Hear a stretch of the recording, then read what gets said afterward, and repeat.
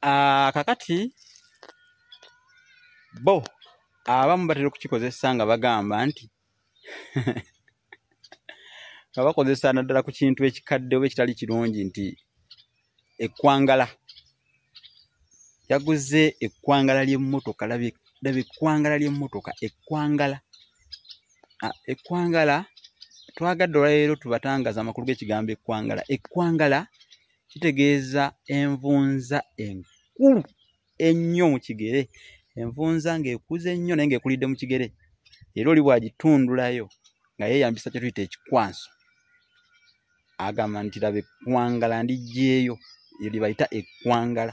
Olwekyo tukozesa ebigambo nga tumanyi oba nga tutegeera bulungi amakulu g'ebigambo ebyo bulungi. Ekkwangala kitegeeza envunza enkulu ennyo yeeyitibwa ekkwangala. Ate ekikwangala kyo kirala, ekigambo ekikwangala kitegeeza ki? Ekikwangala kitegeeza ekintu ekitali kitereevu oba kituufu, ekikyamukyamu okugiza ekikyupuli ng'ekyessente, ekyo kiba kikwangala. Twogeddeko envunza nno zirumye nnyo abantu, bagamba nti mu bitundu by'e Busoga eyo envunza nakati zikyaliyo, naye ate mu Buganda zaakendeera, tezikyalabika nnyo. Ffe bwe twabeerera abatonga envunza zitutawaanya nnyo mu bigere kuba tetwayambalanga ngatto kuba zaagala nnyo mu nfuufu. Zaagala nnyo mu nfuufu, naye nga era bwe baba nga bakuyambye ne bafuna amaggwa gano aga lukindukindu, amaggwa ago gayitibwa bwakedde empulira, bagakozesanga nnyo okutundula envunza ezo era kyova olaba ekyo bakiyita ekikwanso kya Ndawula. Ndawula era yalowoozebwa okuleeta envunza ezo mu buwangwa bwe tuba nga tuli ku nnono oba nga tulowooza ku nsinza eri ey'edda n'amaanyi ag'enjawulo, kubanga oba oli awo buli lubaale yabanga alina kyaleeta ne kyakiikirira mu buufu obwo, naye ate ye Ndawula ng'aleeta okulumibwa envunza. Ate ye Nagawonye amanyiddwa nnyo ku makajja ago, amakajja.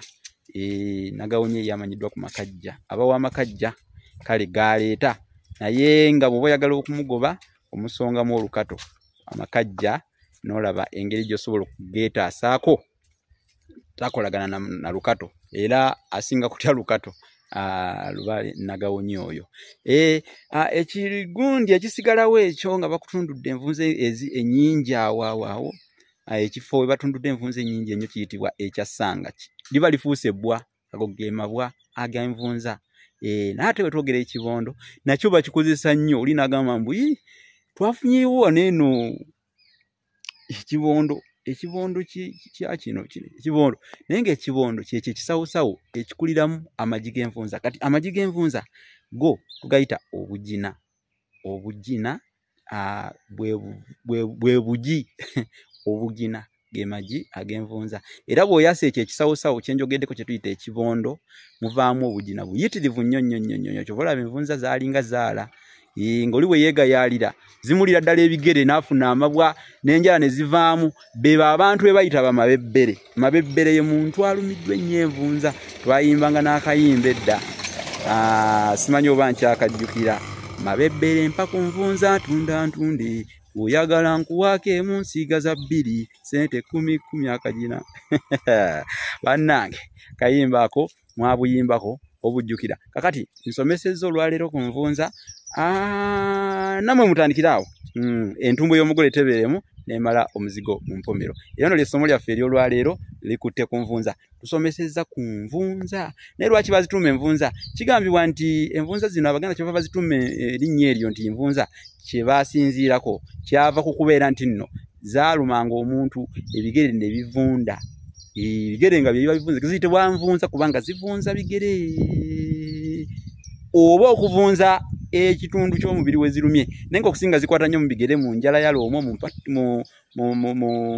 mu gundi mu njala ez'ebigere, mu bisinziiro, zikwata eno wansi mu ntobo ewali amala oba omuga ogw'ekigere, zikwata nnyo mu bitundu ebyo, ne mu myaganya egy'ebigere ne ku ngalo. Oli bw'abanga mugayaavu mulungi zimulumira ddala engalo zino. Engalo zino nosanga zijjudde envunza. Naye bannange nga nsomesezza ku nvunza, bannange tutambuze essomo lino wabula mwebale nnyo abasubscribe nze namwe abasharing ebisomo gyaffe byonna ne bye tusomesa abantu okubamanyisa n'okubajjukiza ebyabwe nze Munabusiro mubeere bulungi